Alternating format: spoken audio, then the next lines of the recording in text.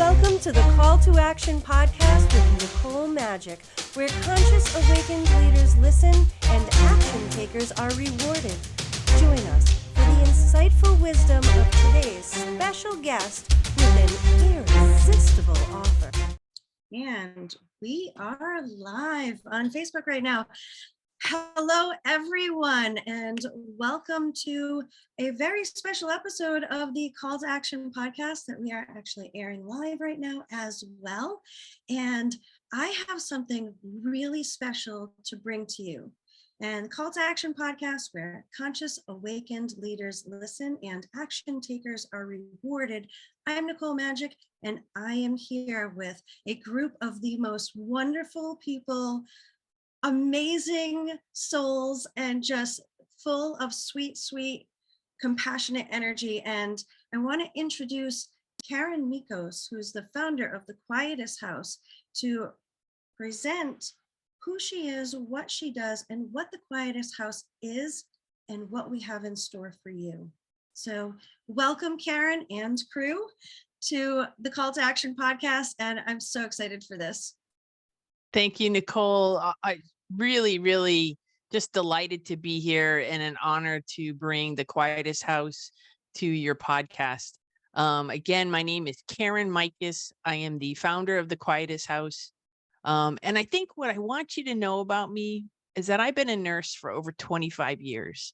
And in that time, I've really done it all, like all the different specialties.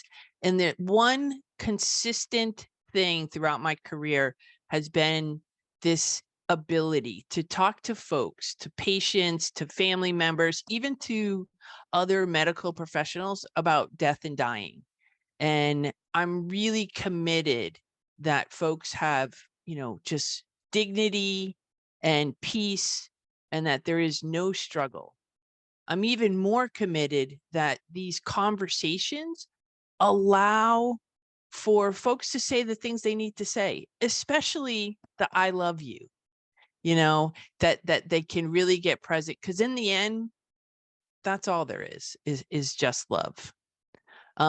So what I brought to you today and to your listeners are these amazing creative practitioners who are part of a team of folks that will be providing workshops from the online retreats that the Quietus House presents.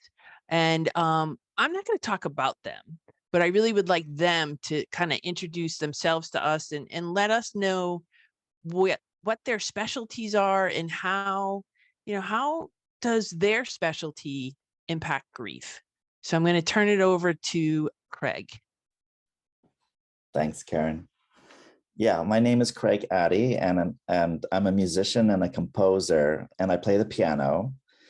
And since early in my life, I became very engaged in improvising. And I discovered that if I listened to people's stories and what they were dealing with in their life, I could then spontaneously improvise a piece of music that recreated their story. So I've been doing this for quite a few years. And there was this first time that I had a person come to my studio. I didn't know her. And she then shared about how she had lost both her husband and her son to cancer the year before. She had turned to alcohol to numb her pain. And, it was really dark, and she was in a really, really difficult place in her life. And so, Nicole, one of the things that I do when I meet people in person is I actually invite them to lie underneath my grand piano when I create the music. So she got under my piano, and I spontaneously recreated what she had shared with me for about 40 minutes. And I was shocked too. I didn't know it was going to happen. It was a cathartic experience for her. She came out from under the piano in a whole new positive space about her life.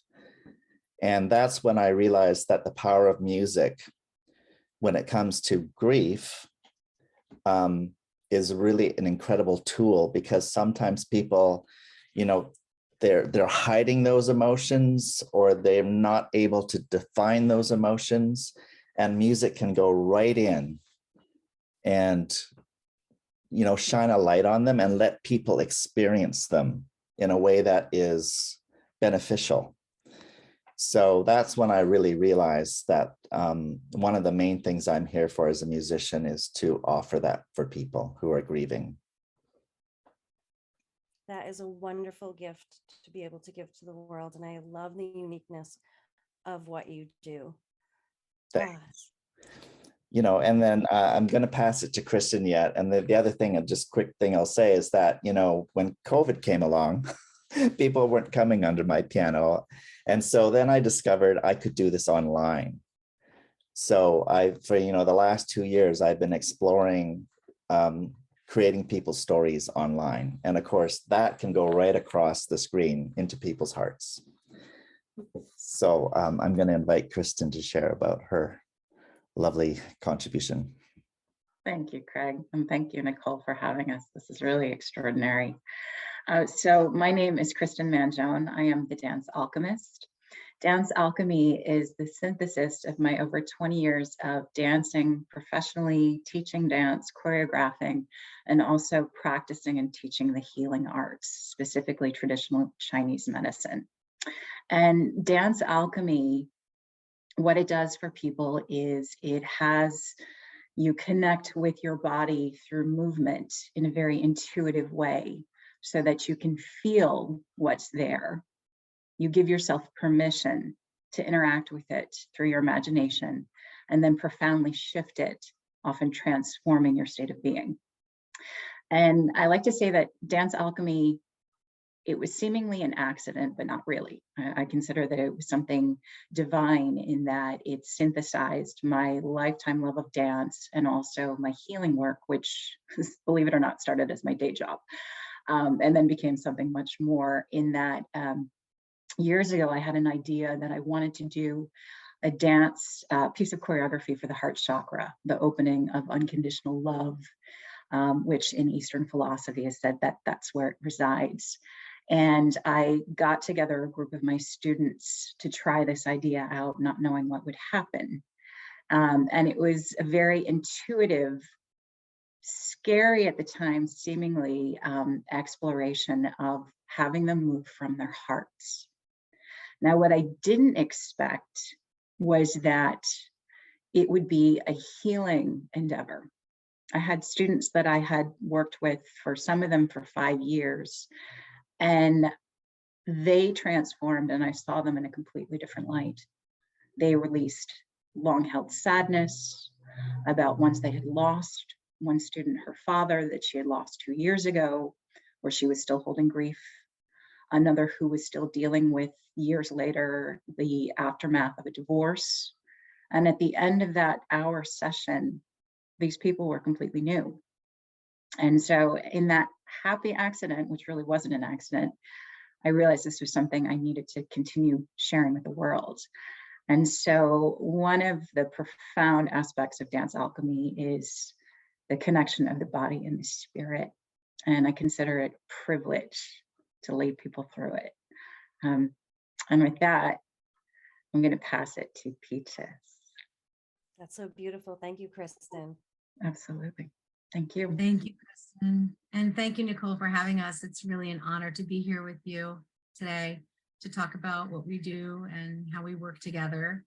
My name is Peaches Udoma. I'm a writer and a teacher, and I'm also the program manager for something called Wealth and Impact Boot Camp. And I've been teaching writing since 1986. And I have always taught writing to people who may be seen as struggling in some way in their lives.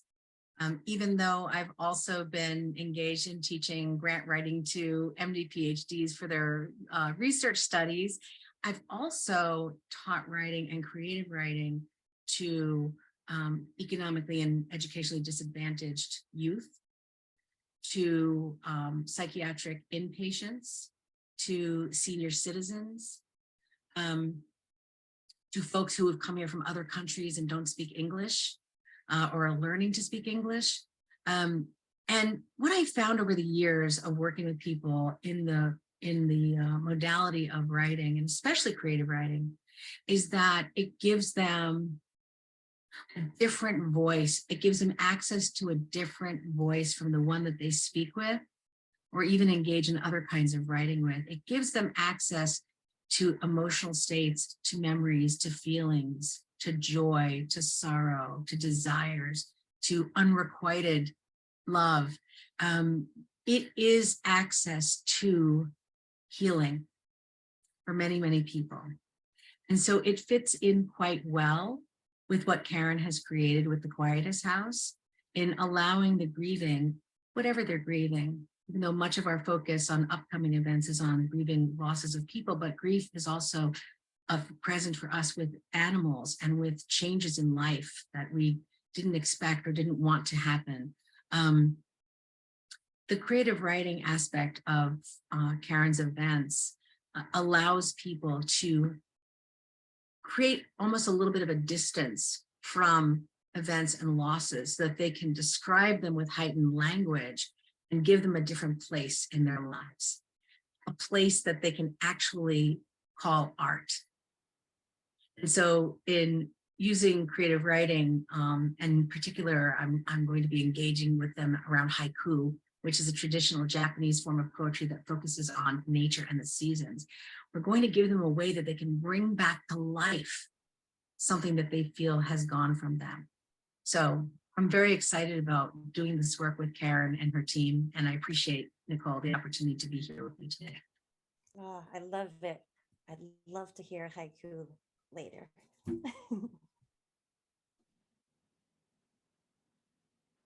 And I am going to ask Noah to speak next. Sorry about that.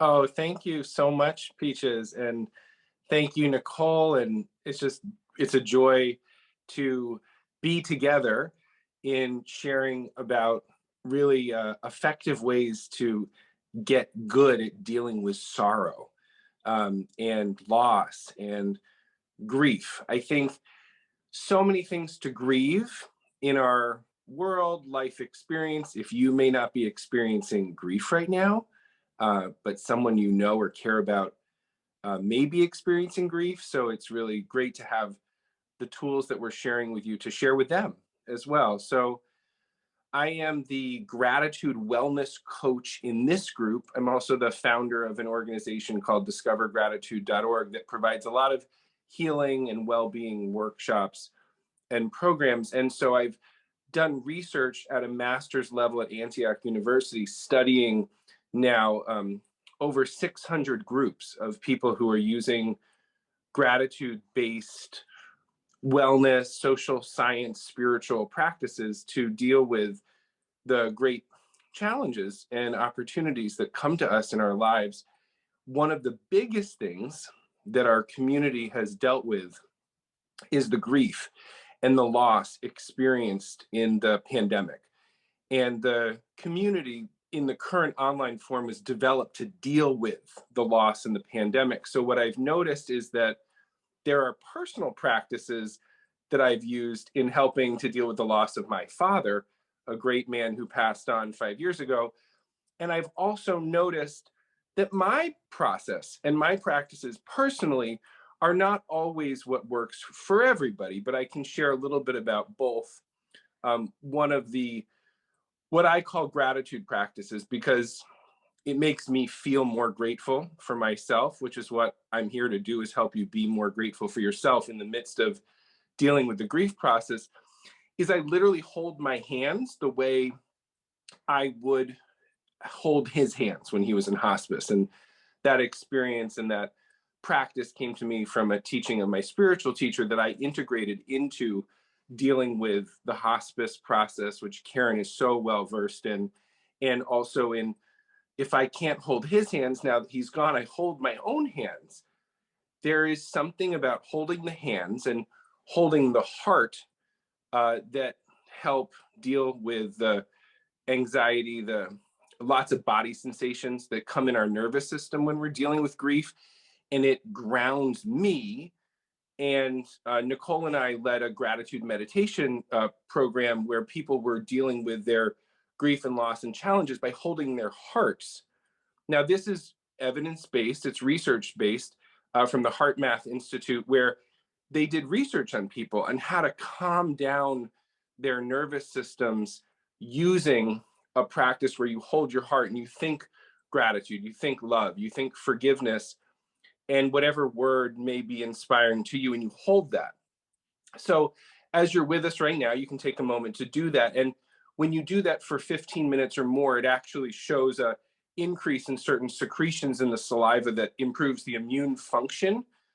Now, all of that is good and well, but again, what has worked for others may not work for you. So one of the main purposes of our being together in our workshops and our retreat programs is for you to create your own best tools and practices that you can take away from us being together virtually for the day or the hour, and have a way to deal with getting good at dealing with grief for yourself. So we're providing a space for and a safe social environment, both online and in person, to really create your own best grief practices, dealing with grief, how you can turn your own losses into love. And that's why I do this, so people can experience the love and the gratitude for themselves. So with that, I will turn it over to my colleague, Joanne, who has amazing tools that she can share with you. And thank you so much for this opportunity to share with you. Thank you, Noah. Thank you, everybody. Thank you, Nicole. What a great, fabulous, I love listening to them talk. So my name is Joanne Morton, and I am the positive energy artist. And I define positive energy as magic, passion, love. And magic, passion, love is a renewable, sustainable energy source found within all of us. And I create art and experiences that allow us to allow our magic, feel our passion, and live our love. Because when you allow, feel, live, you feel good. And then when you share that, wow, it's all about sharing and collaborating. And so when I spoke to Carin and bringing my project into this fold is very exciting, because when you're grieving somebody or something, it's hard to feel good. You feel sad. And so we don't want to negate the hard feelings, the sad feelings, the bad feelings, but what we do want to do is get you in a place where you feel good no matter what, 24/7. And that's where my art, I love hanging mobiles. And so I've created what I call a manifesting mobile. And it's a collection of circles where you can put your affirmations, etc. But for workshop that we're creating with the Quietus House, I've actually created the Memories of Love mobile. And so it's the same principle. We're going to create a hanging mobile, typically of circles. And what the mobile circles are going to represent what you loved about a person, what they inspired you, funny moments. And because when you have a visual representation of something that you've created from your heart, from someone that's no longer in physical form, it's an opportunity that next time when you start feeling sad or lost, or like even kind of angry that they're not here, you have a chance to look at this hanging piece of art that you've created. And I think as an artist, I mean, everyone's an artist, everyone be creating. And for me, when I am feeling any sort of angst or any kind of feeling, good or bad, when I take pen to paper or paint to marker and just get creative, it allows that inner child of you to also be a part of the experience. So I was really excited when I first met Carin and we started having conversation about death, because I'm a big believer we have to have more conversations about death, and we have to come together. I'm a community engagement activist artist, because when you come together and share, like I love gratitude circles with Noah, like you bring people together to hear each other's gratitude, you're sharing it with each other and the world. And the same thing when we share our grief or our memories of love with each other. Imagine what energy is going to come out and how you're going to feel more support, because you're not the only one feeling it. And I think it's so important to have these conversations with why grief is so hard to talk about, and yet bringing a positive element into it is like, I give kudos to like I keep saying thank you, Carin, thank you, Carin, thank you, Carin, for being one of the people that can bring the creative element to this conversation, because it's just going to make so many more people feel better. And I know all of us have our own ideas about grief, but Carin, I just want to ask you a question, and Nicole, and Nicole too. Why, really what inspired you, Carin, to make this, I'm sure Nicole if Nicole has a question, but I'd love to know more, Carin, why you inspired for bringing dance, writing, music, and art to the world of death. Yeah, that's a fabulous question, Joanne. So I have my own personal experience with death and dying. And I feel like I've been a part of so many other folks' experience with death and dying, and they don't know. They haven't been taught. It hasn't been modeled how to express their grief. So it gets bottled up. So in my own experience, I had just heavy, the grief resided in my chest and I couldn't talk. And all I had were like tears and profound sadness. And I'm referring to the death of my grandmother. Even now, I can feel a little bit of my body reacting to it. But, I've written her letters. I've listened to songs that I know she would have liked. She was a big Frank Sinatra fan. So, and like a huge New York Yankee fan. So I can't not watch a Yankee game or hear Frank Sinatra without thinking about her. I wear her wedding ring. So I know that there are certain things that are outside of me that I've discovered along the way where I can relocate my love for her such that it's not in my chest and I'm not, reduced to tears. And that's when I've decided to create the Quietus house. I knew that I wanted to bring together various creative ways for folks to discover, for themselves, a self-expression of their grief. When somebody comments on, oh, that's an interesting ring, I get to tell the story of my grandmother and who she is in the world and who she was for my family, and just love her by telling her story. And I want to provide that experience to all the participants and to everybody that attends, whether we are, leaders of a workshop or, actually participants. I think we're all going to benefit from these events. So thank you, Joanne. That was awesome. That's wonderful. I love what you said there. And it kind of tied in a bunch of different things that was said earlier where, grief comes in many forms and the symptoms come out through our bodies in various ways. And Carin, you touched on, my body responded, right, to that grief. Can you guys comment on ways in which the grief can show itself through our bodies? Because sometimes I think a lot of people are thinking about grief and they relate it to somebody passing, whether it's a human loved one or a fur baby loved one, or even the goldfish, doesn't matter. But it can come in the form of even just a breakup or a fight between friends or family or anything like that. Grief can come up in so many ways.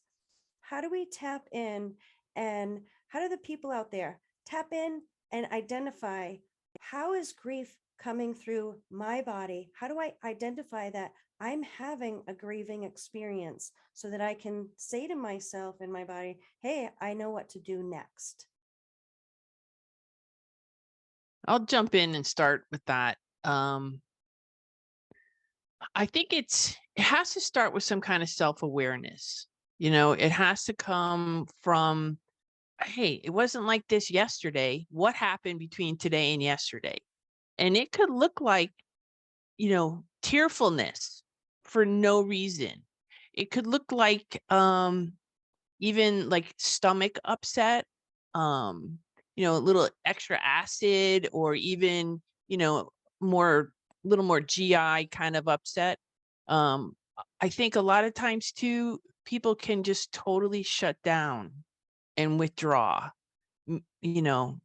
All of a sudden you're binging, Netflix for hours and hours, or maybe you just can't get out of bed.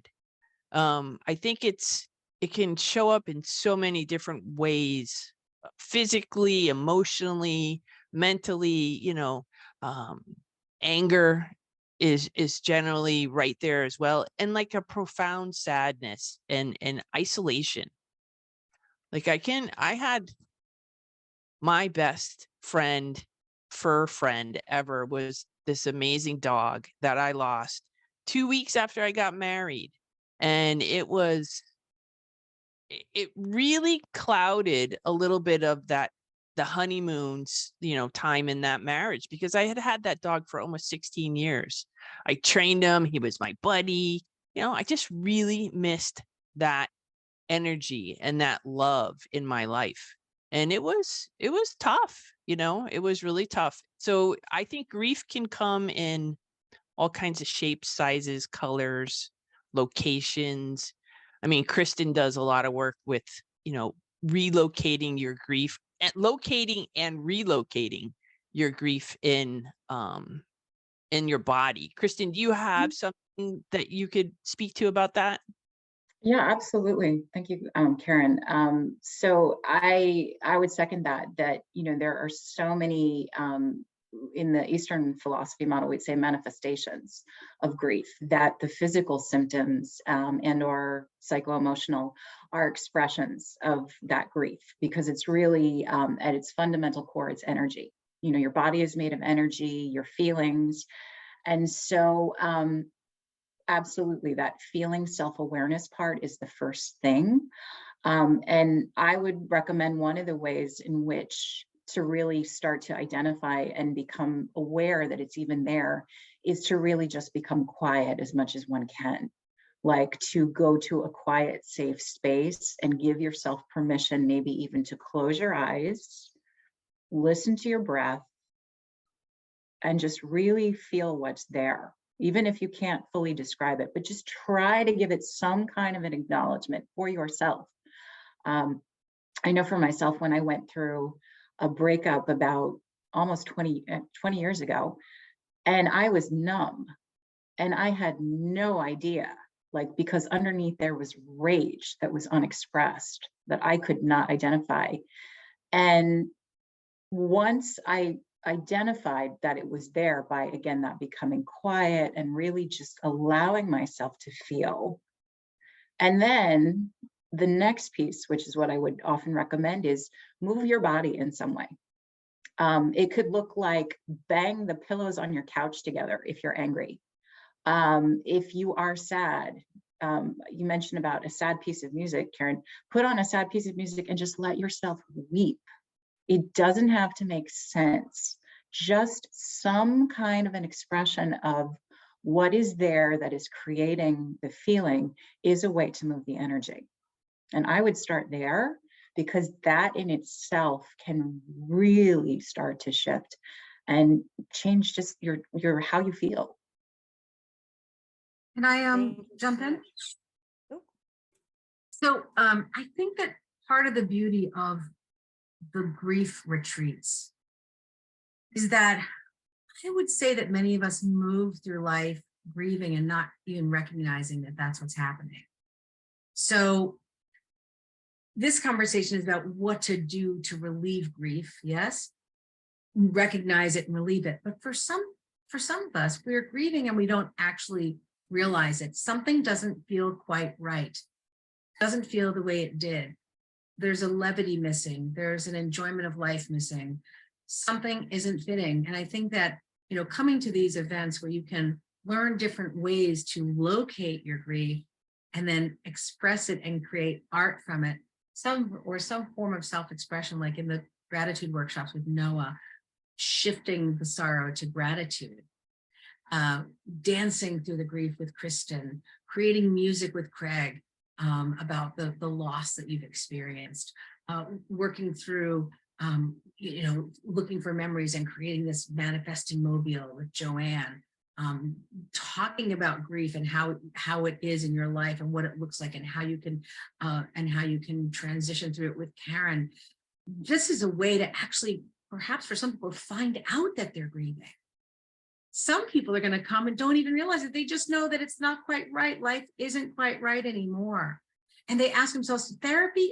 Not right now. That's not quite it for me. And some people say, therapy, yes, that's it for me. Some people say, maybe I'll just go running. And they go running and they go running and they go running and they still come home and feel like they haven't been able to run it out of themselves. So being able to come and engage in different kinds of self-expression with us. And the fun thing and the great thing here is that you might not be a dancer. You don't need to be a dancer to do Kristen's workshop. Nobody's going to be a dancer except Kristen. They're going to sit there and she's going to teach them movement that can help them. You don't have to be a visual artist to do the manifesting mobile with Joanne. You don't have to be a composer to lend your emotions to Craig's compositions of your world and the feelings that you're having. You don't have to be an expert in gratitude or have practiced gratitude meditations or gratitude exercises to be able to learn how to express gratitude for the lost and the losses, right? And with me, you don't need to be a writer. We're going to bring your loss back to life together. So maybe you don't know you're grieving. Come, be with us. Let's see. And let's see what we can provide to you to move you through that and have you feel better in your life. So well said, Peaches. Thank you for that. What I was thinking through listening to all of you talk about the different ways in which you do that, this is like the retreat. I'm like putting myself in there right now where I can just imagine all of these different pieces and elements coming together for someone to experience that support smorgasbord, right? Just like there's so much support here and there's so much holding space. And that's what people need when they're grieving, is holding that space. If you're feeling like your body is in that full overwhelm and just wants to shut down, retreat into hermit mode, you're probably grieving over something. And it's so much nicer and easier to get through when you have a support system that you can just be yourself. These people are just, if you could access all of these people, I just feel like it's that standing in the middle of the Care Bear stare, if anybody's old enough to remember that. And just that love that's beaming out from all of you. And in talking with each of you, there's this love and there's this light. So even if you haven't decided what to do, go and just follow. Go check out the Quietus house. Go and follow each one of these people: Peaches, Carin, Noah, Kristen, Joanne, Craig. All of the elements, if you just look at some of what they're doing, you're going to get this little dose of love, hope, rejuvenation, relaxation, and gratitude all in there, because they're holding that space for you and want to make that impact in the world. And you deserve so much. And they're delivering it in this retreat where you can experience all the different things, because there's something here for everyone. And you're in a safe space. Everybody wants to feel safe and secure. Check, got that. Everyone wants to feel loved and accepted. You are totally in that space there. And everyone wants to feel empowered, because when you're grieving, you feel disempowered. And when you feel disempowered, sometimes we just need somebody to hold that space, pick us up, give us that hand, or even just allow you to be in your space, holding that safe space.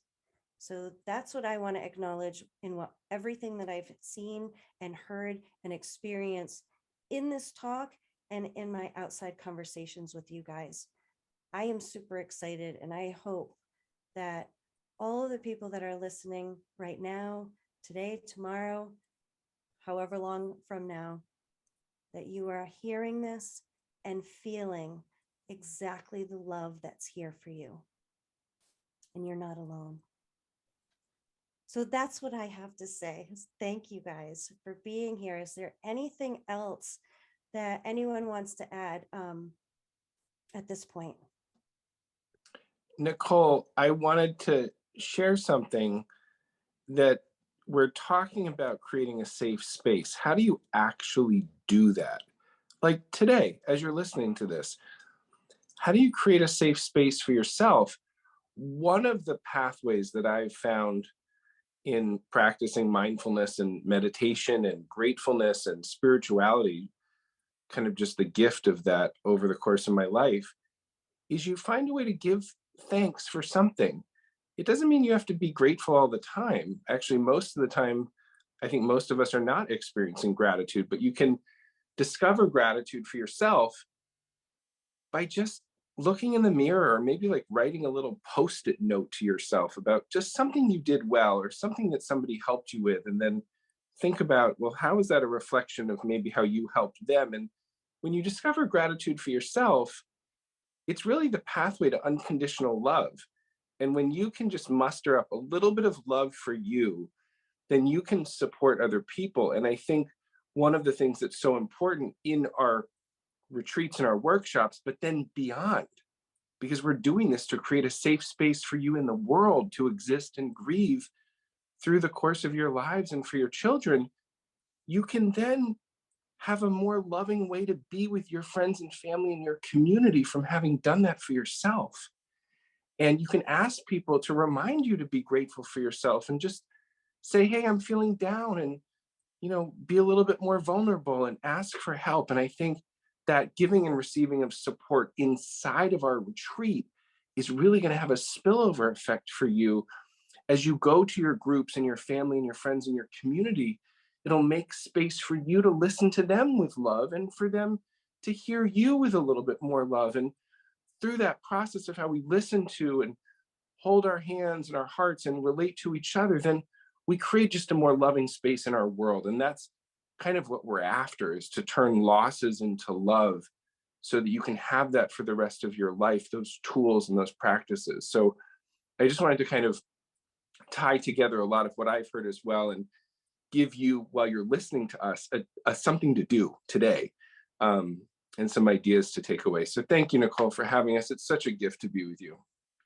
You're so welcome. And I do want to bring attention to the word retreat, right? Because when you are grieving and you don't feel good and whatever it is that's overwhelming you or causing that anxiety and stress, we're all human and we want to retreat.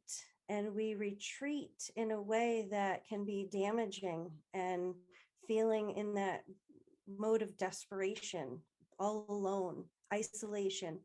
And really, that word retreat for this is healing and support and love and guidance and just the power of presence and gratitude and life.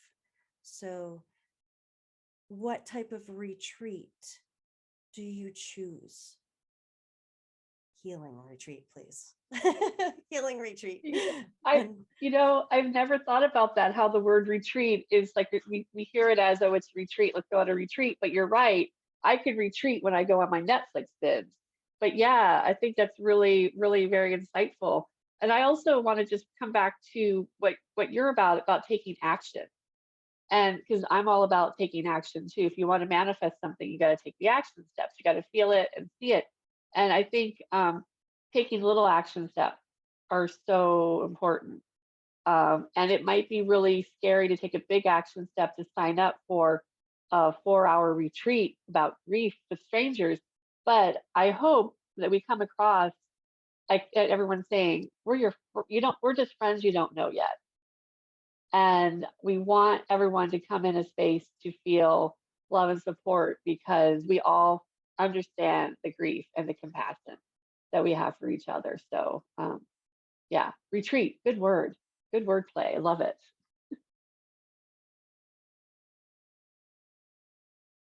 Craig, did you have something? I feel like Craig's about to add some powerful Oh, do you? He always does. He always. Well, Carin and I have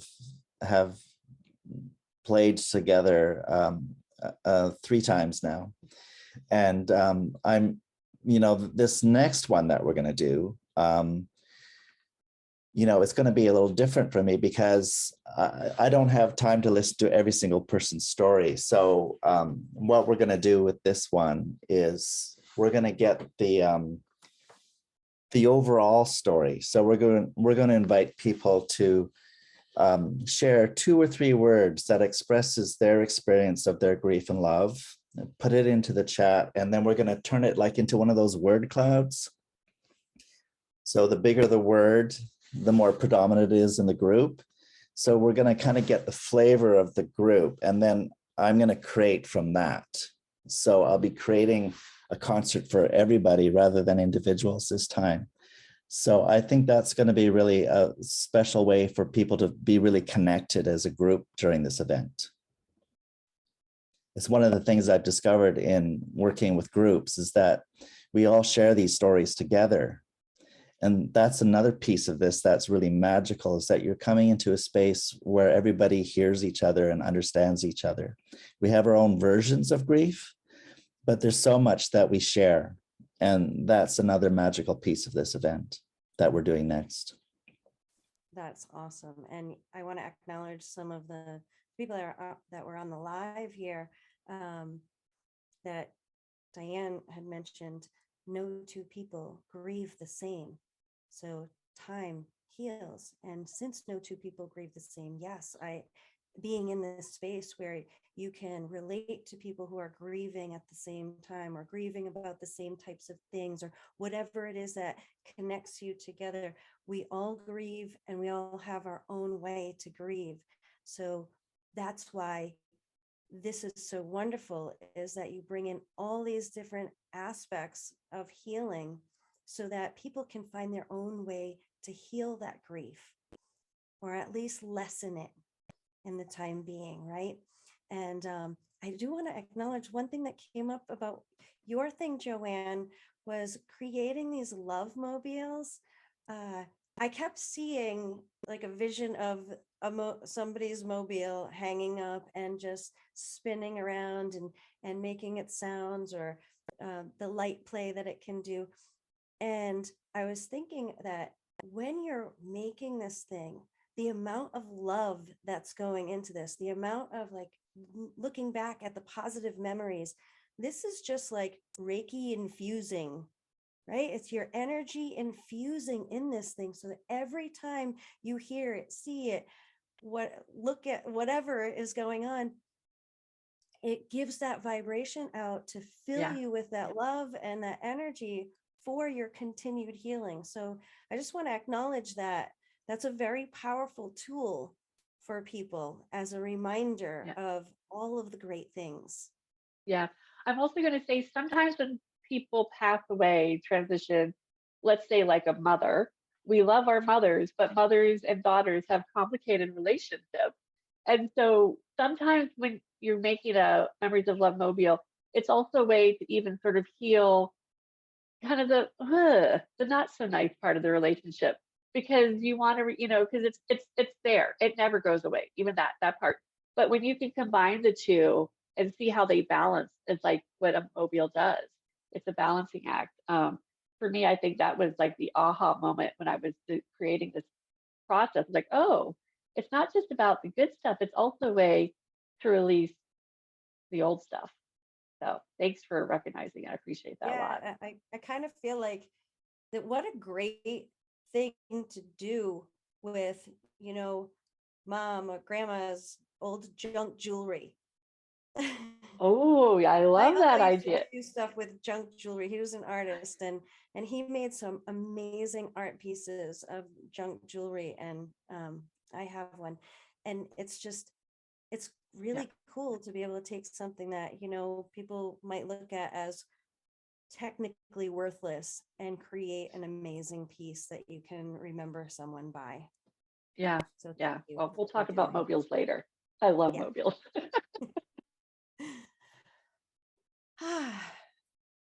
this has been such a pleasure, all of you.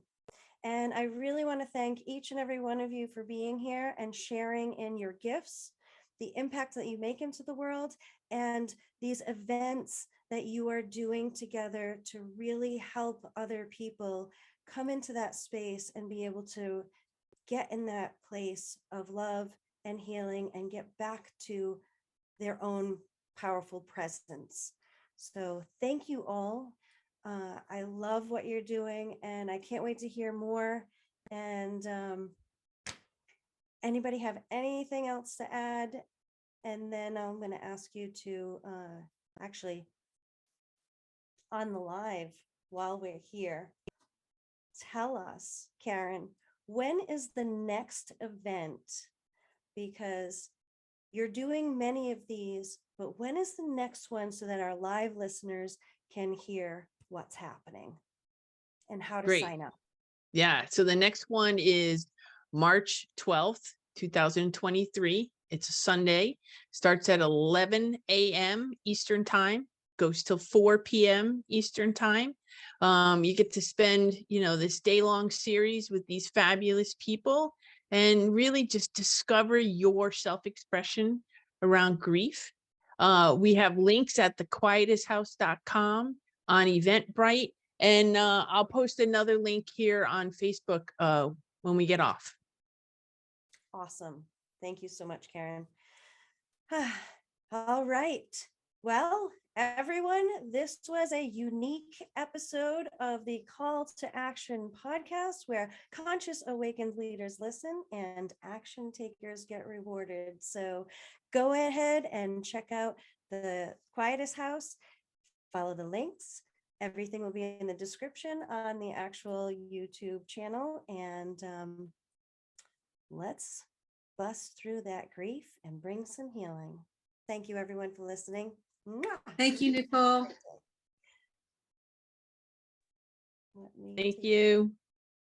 You are so welcome. All right, we are not live anymore, and that was awesome. I love it. I love all of you. You guys are fabulous. Thank you. Goodbye, everyone, and thank you for listening. I hope you found today's episode insightful and invaluable to elevating your own business.